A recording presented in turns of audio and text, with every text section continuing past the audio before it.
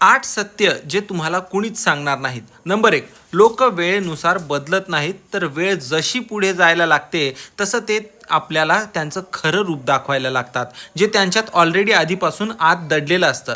Number 2, तुमचा मेंदू रात्रीच ओव्हर थिंक म्हणजे अतिविचार करायला लागतो, कारण तीच वेळ असते जेव्हा तुम्ही स्वतःला कोणत्याही गोष्टीने डिस्ट्रॅक्ट करत नसता. नंबर 3, कुणाशी वाद घालण्यापेक्षा त्याच्याकडे दुर्लक्ष करणं ही खूप पॉवरफुल गोष्ट आहे. शांतता ही शब्दांपेक्षा मोठ्याने बोलत असते.